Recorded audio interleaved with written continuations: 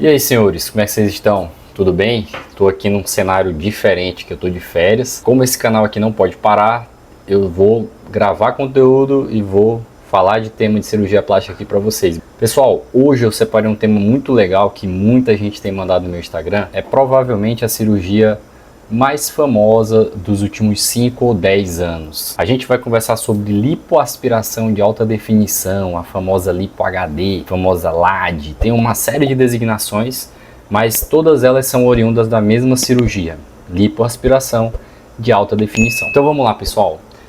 Lipoaspiração de alta definição, a cirurgia que virou febre nos últimos anos. Mas por que essa cirurgia é tão requisitada? Por que tanta gente assim tem o desejo, tem o interesse de fazer essa cirurgia? E quais são as diferenças da lipoaspiração de alta definição em relação à lipoaspiração tradicional, aquela lipo que já existia ali há muitos anos? Eu vou explicar para vocês, nós vamos dividir aqui em partes. Primeiro de tudo, vamos falar da técnica. A técnica, pessoal, de lipoaspiração de alta definição, ela é relativamente nova, é uma técnica que foi inicializada ali nos anos 90, no começo dos anos 2000, vários autores disputam aí quem foi o primeiro, a primeira tentativa de realização da cirurgia, mas do ponto de vista técnico-científico a gente tem a descrição em artigo pelo Dr. Alfredo Royos em 2007. Então, oficialmente, a lipoaspiração de alta definição surgiu em 2007. E o que mudou, em relação à lipo tradicional? A lipoaspiração tradicional, a gente utilizava o aparelho de aspiração, cânulas, e essas cânulas elas poderiam ali ter tamanhos variáveis e a gente fazia ali uma passada de cânula aspirando a gordura de algumas partes específicas. Essa, pessoal, é a lipo tradicional.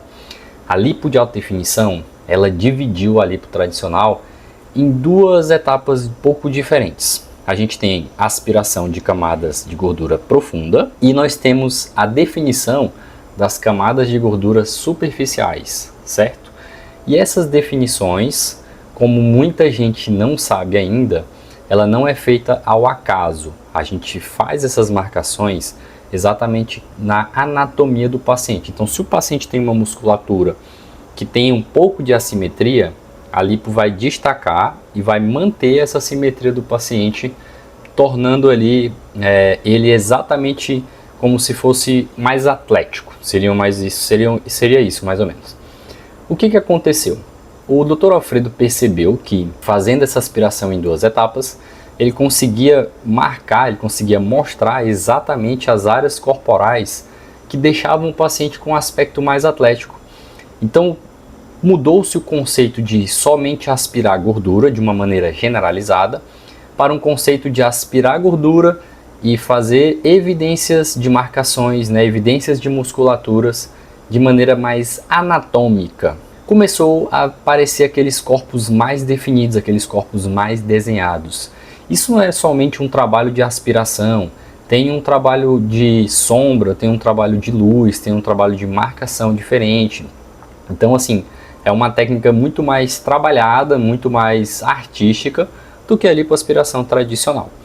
Ok, mas essa aspiração, pessoal, ela é uma aspiração relativamente mais agressiva do que a aspiração tradicional. A gente utiliza cânulas diferentes, a gente utiliza dispositivos diferentes e a técnica tinha um trauma cirúrgico muito maior do que a lipo tradicional. O que viabilizou prosseguir com essa lipo de alta definição, diminuindo o risco cirúrgico dessa cirurgia, foi a implementação do Vaser, a tecnologia de ultrassom que favorece ali, que faz a quebra de gordura antes do processo de aspiração. Ou seja, a gente faz a marcação do paciente e aí no primeiro momento é passado esse aparelho de ultrassom na gordura para quebrar essa gordura, diminuindo essas moléculas. E aí quando a gente vai passar para a fase de aspiração, a gente consegue aspirar essa gordura, só que de uma maneira muito menos traumática, diminuindo o sangramento, diminuindo o trauma e consequentemente possibilitando para o nosso paciente uma recuperação mais rápida. Por quê? Porque a gente conseguiu diminuir o trauma cirúrgico em geral.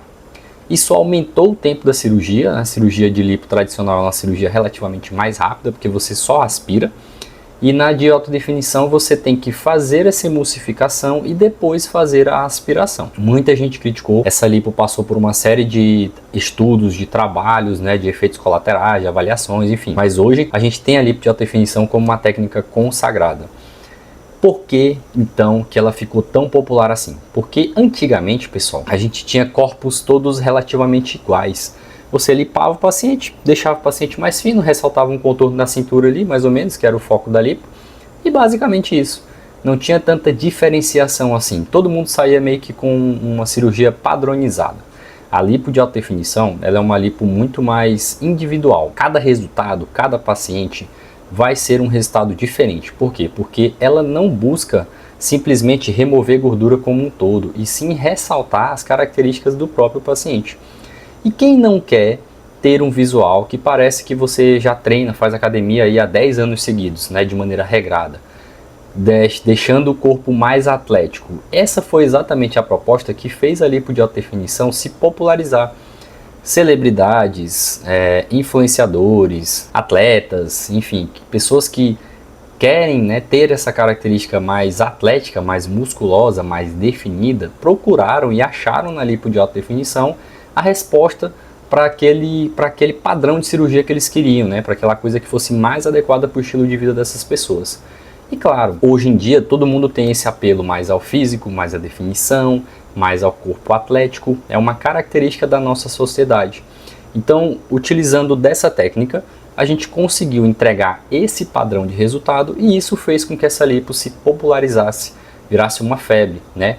Quanto mais pessoas fazendo, né, a gente vai vendo os resultados diferentes, resultados legais, resultados bonitos, isso proporcionou aí essa explosão da lipo de alta definição no Brasil e no mundo. A gente sabe que a Colômbia, né, é um dos países pioneiros nessa técnica. O Dr. Alfredo Ruiz, inclusive, é colombiano, cirurgião que atua ali na região da Colômbia. Isso trouxe pra gente grandes avanços no campo da cirurgia plástica, justamente porque isso foi se popularizando e hoje em dia muita gente faz essa técnica. Existe, pessoal, algumas outras incrementações que apareceram depois da lipo de alta definição, que foram principalmente os enxertos musculares, né, principalmente na parte abdominal, guiado com ultrassom. E também apareceu pra gente retração de pele, as tecnologias de retração de pele, o Renuvium, o Argoplasma, o BodyTite, o Morpheus, o mais novo agora de todos, o Quantum, né, que é a tecnologia nova de retração de pele.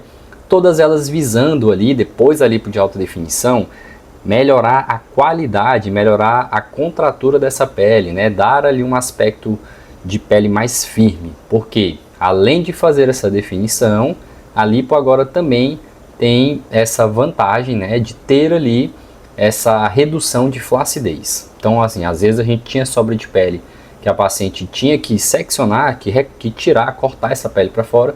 E hoje, com essas tecnologias de retração, a gente consegue entregar uma retração de pele, um estímulo de colágeno, que não vai mais precisar fazer esse tipo de corte. A lipo de alta definição tem riscos também, não é uma cirurgia isenta de riscos, tem complicações, né? Existem colaterais dessa cirurgia e, como toda cirurgia, precisa passar por uma avaliação, precisa passar por uma técnica, né? Tem que ter uma indicação, não é todo tipo de paciente que tem o perfil para ser submetido à lipoaspiração de alta definição, por isso é uma técnica aí que tem também as suas ressalvas.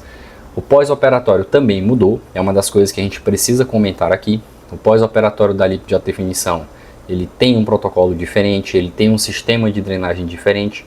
Alguns locais, alguns grandes centros de cirurgia plástica já instituem a câmara hiperbárica como uma medida obrigatória para a realização da cirurgia, para acelerar a recuperação, para você ter resultados melhores.